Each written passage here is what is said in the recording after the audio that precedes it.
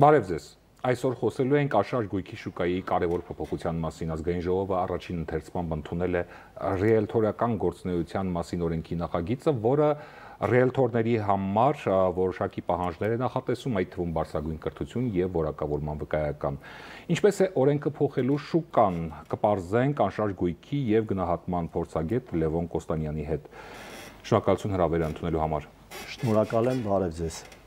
Եվ այսպես, ինչ նոր պահանջներ է նախատեսում նախագիծը։ Մինչ պահանջներին անդրադառնալը ես կուզեի խոսել ընդհանուր օրենքի նախագծի այն բարեփոխումների մասին եւ դրական կողմի մասին, որը որ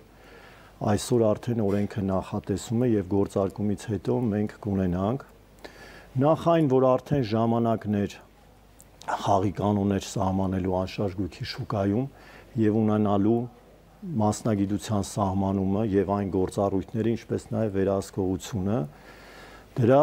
կարևորությունը կար եւ շատ արդիական էր, որ այսօր ունենանք շուկայում խաղի կանոնների սահմանում։ Հիմնական նորարարությունը, որը օրենքը սահմանել է եւ ունենալու ենք օրենքի ընդունումից հետո, դա միասնական համակարգի ներմուծումն է պետական, որը ենթադրում է օբյեկտների վաճառքից առաջ նույնականացնել օբյեկտը համապատասխան կադաստրի կողմից ստեղծած միասնական համակարգում, որի արդյունքում հաստատվելու են օբյեկտի իրավական կարգավիճակը, փաստաթղթերի համապատասխանությունը, տեխնիկական բնութագրիչները, նաև տնտեսական առանձնահատկությունները։ Նոր հաստատումից հետո օբյեկտի սեփականատերերը, ինչպես նաև ռիելթորները, անշարժ գույքի գործակալները կկարողանան բաց շուկայում ներկայացնել տվյալ անշարժ գույքի օբյեկտները, արդեն իսկ ունենալով դրանց վերաբերյալ հավաստում, որ դրանք գնման եւ ձեռք բերելու համար որևէ խոչընդոտներ չունեն։ Տեսեք, ցուցակման միասնական համակարգ է նախատեսում այս օրենքը, որը իրականացվելու է կադաստրի միջոցով։ Ավելի պարզ եւ հասկանալի լեզվով ինչպես կարող եք պարզաբանել, ինչպես է այդ համակարգը գործելու։ Այսինքն, եթե ես բնական եմ վաճառում, ինչ պետք է անեմ։ Նախ պետք է գրանցվեք այդ համակարգում, լավ, եւ մուտքագրեք բնակարանի հիմնական տվյալները եւ ձեր անձնական տվյալները, ինչպես նաեւ որոշ վաճառքի համար անհրաժեշտ տեխնիկական եւ իրավական բնութագրիչներ, որպեսզի համակարգը նույնականացնի, որ բնակարանի վաճառքի համար որևէ ակնհայտ խոչընդոտներ չկան, տեխնիկական, իրավական անհամապատասխանություններ, նույնիսկ գինը պետք է ներմուծեք, ձեր առաջարկվող գինը եւ համակարգը համապատասխան արդեն կհաստատի ձեր վաճառքի մտադրությունը։ Մենք վճարում ենք դրա համար, մուտքագրելու համար։ Այնտեղ նախատեսված է վճար, որը ոնց հասկանում եմ քննարկման փուլում է նաեւ, բայց առաջին թերցմամբ 5000 դրամ վճար է նախատեսված այդ տվյալների մուտքագրման համար, ինչպես նաեւ պետք է նշեմ, որ ըստ օրենքի կետի բացի համակարգում այն օբյեկտները, որը մուտքագրվելու են համակարգը ավտոմատ կերպով ներկայացնելու է փոխգործելի կայքեր, որտեղ վաճառքի կայքեր են դրանք լինելու, որը եւս հավաստագրվելու է պետական կադաստրի կողմից, որտեղ եւ կարող են նաեւ արտացոլվել ձեր վաճառքի տվյալները միանգամից համակարգի միջոցով ավտոմատ կերպով նաեւ ներկայացվելու են այդ համակարգում։ Այսինքն, ովքեր ուզում են բնակարան ձեռք բերել, կարողանալու են տվյալ կայքի միջոցով տեսնել, որ դուք տուն եք վաճառում։ Ճիշտ է, երևալու է դա։ Ու այդ կայքերը լինելու են մի քանիսը, ու նույնիսկ մի քանի կայքում կարող է ընտրել մուտքագրողը եւ ներկայացնել իր գույքը նույնականացումից հետո միանգամից վաճառքի այդ հավաստագրված կայքեջերում։ Առաջին հայացքից թվում է լավ նախագիծ է։ Ինչն է խնդիրը, ինչից են մտահոգված ռիելթորները, շուկայի աշխատողները։ Նայեք, ինչպես եւ ցանկացած իրավական ակտ ունի դրական եւ բացասական կողմեր, հա, եւ եթե մենք կարողանանք այս փուլում որոշ շտկումներ իրականացնել, ինչպես նաեւ որոշ կետերի վերաբերյալ ընդհանուր հայտարարի գալ, կարծում եմ ավելի արդյունավետ կարող է օրենքի դրույթները գործել եւ շուկան ավելի կկանոնակարգվի եւ վերահսկողությունը ավելի արդյունավետ կլինի։ Ռիելթորները օրինակ նշում են, բողոքում են, որ այս նախագիծը մշակելիս իրենք լիարժեքորեն ներգրավված չեն եղել։ Ինչու այդպես եղել։ Ես ձեզ ասեմ, կա ինչ որ աշխատանքային խումբ եղել է, եթե չեմ սխալվում, մի քանի հանդիպում եղել են, ես անձամբ չեմ մասնակցել, բայց այդ ռիելտորների հետ հանդիպել եմ եւ տեղյակ եմ, որ մի քանի հանդիպում եղել է, նույնիսկ ազգային ժողովում վերջիներս ներկա են եղել։ Հնարավոր է, ես այդ կետերն էլ, որ հանդիպել եմ, որոշ կետերի շուրջ քննարկում ունեցել եմ, սենց ասեմ, շատ չեն այդ կետերը, որոնց վերաբերյալ իրենք ասում են, որ իրենց առաջարկները մերժել են առանց որևէ հիմնավորման։ Ես ձեզ ասեմ, որ կան առաջարկներ, որ ընդունվել են, եւ եթե մերժվել են, ես կարծում եմ, եւս մեկ հնարավորություն պետք է ստեղծվի, որպեսզի կարողանան լսել բոլոր կողմերին ու ոչ միայն ռիելտորներին, նաև քաղաքացիներին, որովհետև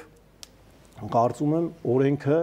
նաև նախատեսում է քաղաքացիների ուղղակի գրանցում այդ համակարգում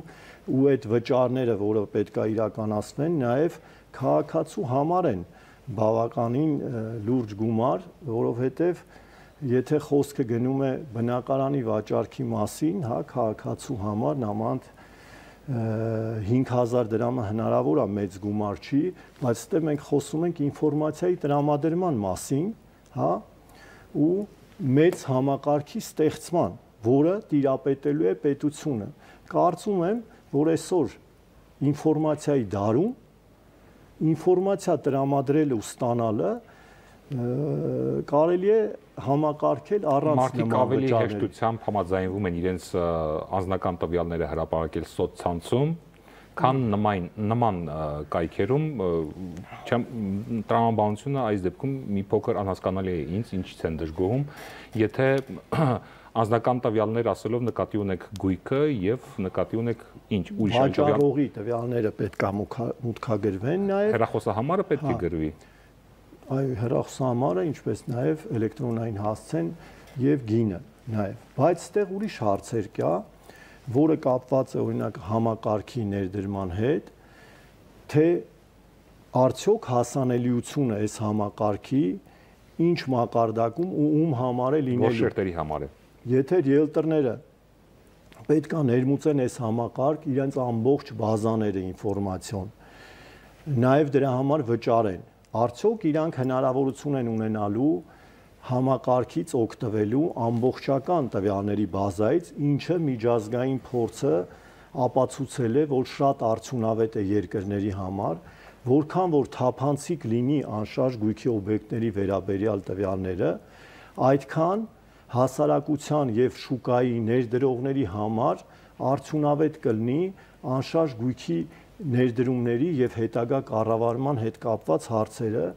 որովհետեւ մեր երկրում, մեր շուկայում դեռ մի 2-3 հարթակի միջոցով կայքերի ամբողջ շուկան կարգավորվում է ու եթե խոսենք դրանց արդյունավետության մասին, ակնհայտ է, որ այդ հարթակներում այդքան էլ ճշգրիտ ու գրագետ չի ներկայացված անշարժ գույքի օբյեկտները ու այո, այս օրենքի գործարկումը հնարավոր է շտկի շատ հարցեր կախված գրագետ մասնագետի օբյեկտի ճիշտ ներկայացման, փոխհարաբերությունների, բայց իսկ օրենքը ինչ է կարծում չի հանգեցնելու ստվերում աշխատելու հավանականությանը։ Այսինքն մի խումբ շատ հավանական է, որ փորձի աշխատել արդեն ստվերում եւ ստվերը կմեծանա, սա նկատի ունեմ։ Եթե շտկվեն այն կետերը, պահանջները եւ վերահսկողության մասը, որը որ այսօր օրենքում այդ կետերը դեռ մի քիչ կոպիտ ասած լղոզված են, այո, ամենալուրջ խնդիրներից մեկը, որը պետությունը ուզում է լուծել եւ մենք ռիելտորները եւ գնահատողները, որը շուկայում կա, դա ստվերի վերացումն է, բայց կարդալով այս օրենքի հոդվածները եւ կետերը, ես չեմ տեսնում այն մեխանիզմները եւ գործիքակազմը, որ եթե հիմա ռիելտորները պետքա որակավորում են, հա, այն գործող կազմակերպությունները, որը արդեն իսկ դաշտում են, պետքա բարձրացնեն իրենց ծառայությունների մատուցման մակարդակը, կրթվեն, որակավորվեն, իսկ այն մյուսները, որոնք մինչ հիմա աշխատել են ստվերում, կարծում եմ պետքա ինչ-որ մեխանիզմ ներդրվի, նույնականացման գոնե պահանջը, որ եթե դու գովազդում ես, բարի եղի տվյալ օբյեկտի համար դիր կոդ նույնականացման, որ ես վստահ ելնեմ, որ դա նույնականացված է, եթե դու փորձում ես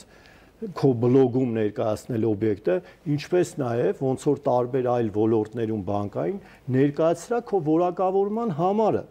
Եթե դա չեղավ, ինչ որ այսօր շուկայում կատարվում է, չեմ կարծում, որ այս օրենքը կկարգավորի։ Նույն մարդիկ, որոնք որ չեն տիրապետում օբյեկտի մասնագիտական տվյալներին, բնութագրիչներին, տնտեսական տվյալներին, տարածելու են իրենց հայտարարությունները, վերլուծությունները, հա, ու մենք ականատես ենք լինելու շուկայի վերաբերյալ անհիմն կարծիքների, շուկայի վերլուծությունների, որոնք որ իրականացվում են ոչ կոմպետենտ մասնագետների կողմից, ինչպես նաև նույնը շարունակվելու է։ Դրա համար ես կներեք ինչ խնդիրներ կան նախագծում, որ ձեզ մտահոգում է։ Դե հիմնական խնդիրը, օրինակ, այս միասնական համակարգի եւ առաջարկվող փոխգործակցելի կայքերի հետ կապված պետքա քննարկվի, շատ լավ է։ Նամանավանդ առաջարկում են մի քանի կայքեր։ Գրանցվեք ձեր կայքը, բայց այստեղ նախատեսված է, որ կայքերի ներկայացվող պահանջները սահմանում է կառավարությունը, այսինքն այս պահին անհայտ է, թե վաղը ինչ պահանջներ են ներկայացվելու այդ կայքին ու արդյոք այսօր գործող ռիելտորական կազմակերպությունների ռեսուրսները համապատասխանեն այդ պահանջներին, թե չէ, որովհետև մենք գիտենք, որ ռեսուրսներ կան, որոնք պահանջում են տասնյակ միլիոնների ներդրումներ, որ դառնան էլեկտրոնային հարթակ, ռեսուրսներ կան ոչ, սա հարցական է մնում, լավ, ու եթե մենք խոսենք տարբեր այլ խնդիրների մասին, օրենքի հետ կապված, եւս մի շարք հարցեր կան, որը կարելի է քննարկել, իմիջիայից ես հանդիպել եմ նաև ռիելտորական միության մասնագետների հետ ու շատ չեն են կետերը, որ կարելի է փոխադարձ շտկել, նույնիսկ համակարգում, որտեղ համակարգ կետեր կան օրենքի մեջ, որոնք որ նախատեսում են դրույթներ, որոնք պետքա պարզաբանել եւ օրենքում, որովհետեւ այդ հարցը, որ դու ներկայացնում ես կայքում ըստ իրենց ծրագրի, արդյոք ես իրավունք ունեմ այդ տվյալը ներկայացնեմ, ասինքն թե իմ կայքը չկա այդ համակարգում կամ չեմ կարողացել ներմուծեմ, իրավունք ունեմ իմ կայքում ներկայացնեմ, դա չկա այդ կետը սահմանված, հնարավոր է ասեն ազատ է, կարող եք եւ ներկայացնել ձեր տվյալը այլ հարթակում, բայց այս կետը պետքա օրենքի մեջ հավաստագրված լինի, որ ես հանգիստ լինեմ, որ եթե այսօր ես չեմ վճարում, չեմ ներկայացնում այդ պետական կայքում պետական համակարգում ներկայացված կայքում, կարող եմ նաև այլ սոցցանցում գովազդել, եթե կներկայացնեմ իմ լիցենզիան ու ասենք օբյեկտի նույնականացման կոդը։ Ու նման մի շարք հարցեր կան ստվերի հետ կապված, նույնը ինչպես նաև ընդհանուր օրենքի մեջ նույն բնութագրիչների մասով, այսինքն եթե լավ բնակարան հողամաս չի, բարդ անշարժ գույքի օբյեկտ է, որը համալրված է սարքավորումներով, որը եւս հանդիսանում է անշարժ գույքի բաղկացուցիչ մաս եւ ներառված է գնի մեջ։ Դա արդյոք համակարգը այդքան ճկուն է լինելու, որ ես կարողանամ ներկայացնեմ հիդրոէլեկտրակայանի վաճառք, ջերմոցային տնտեսության վաճառք ու լիարժեք ստանամ, ասենք, այդ նույնականացում։ Տնտեսության մեջ, հատկապես Հայաստանի, սա ամենաակտիվ ոլորտներից մեկն է, ռիելտորությունը նկատի ունեմ, անշարժ գույքի շուկան։ Միջազգային փորձը ինչ է ասում, այնտեղ ոնց են աշխատում։ Ամերիկայում, Միացյալ Նահանգներում օրինակ, Եվրոպայում։ Տարատեսակ երկրներում առաջատար երկրների մասն եմ խոսում։ գործում են տարատեսակ խաղի կանոններ։ Կան երկրներ, որտեղ պետությունն է խառնված, կան երկրներ, որտեղ միությունն է նաև համակարգում ռիելտորների այդ ամբողջը, կան երկրներ, որտեղ MLS համակարգերով է գործում, այսինքն միասնական համակարգ է եւ վաճառքների եւ ամբողջ շուկայի մի պատուհանից։ Ես կարծում եմ, որ եթե մենք հանդիպումներ ունենանք եւս 1, 2, 3 շահագրգիռ կողմերի միջև օրենքի հետ կապված, այսինքն պետություն, ռիելտորներ եւ ինչու՞ չէ քաղաքացիներ, շահառուներ, իրավաբանական անձինք, մենք կունենանք համապատասխանող համակարգ, որը արդյունավետ լինի, որտեղ խաղի կանոնները սահմանելու ձևաչափը տարբեր է, բայց այն, որ այո, հայաստանյան անշարժ գույքի շուկայի համար ժամանակն է, որ լինի կրթական ցենզ այս ոլորտի, որակավորում, ինչպես նաև կանոնակարգված շուկա, ինչպես դուք ճիշտ ասացիք, անշարժ գույքը այն ապրանքն է, որը փոխկապակցված է բոլոր ոլորտների ձեռնարկատիրական գործունեության հետ։ Չկա մի գործ, նույնիսկ հիմա նստած ենք ձեր անշարժ գույքի տաղավարում, նույնիսկ ձեր գործունեությունը անշարժ գույքի հետ կապված է։ Ու եթե ճիշտ կանոնակարգում լինի ու իրավական ակտեր լինեն, մենք արդյունքը կունենանք միանշանակ։ Նոր քննարկում նախատեսվում է առաջիկայում լինելու է մինչև երկրորդ ընթերցումը, եւ դուք ներգրաված եք լինելու այդ քննարկումներին, եթե այո, ես եթե չեմ սխալվում, ռիելտորների միության կողմից էլ ու նաև մասնագետներ կան անշարժ գույքի, որոնք որ առաջարկ են ներկայացնել մինչ երկրորդ ընթերցումը օրենքի հանդիպումներ իրականացնել ու շտկել որոշ հարցեր ընդհանուր հայտարարի գալ, միշտ էլ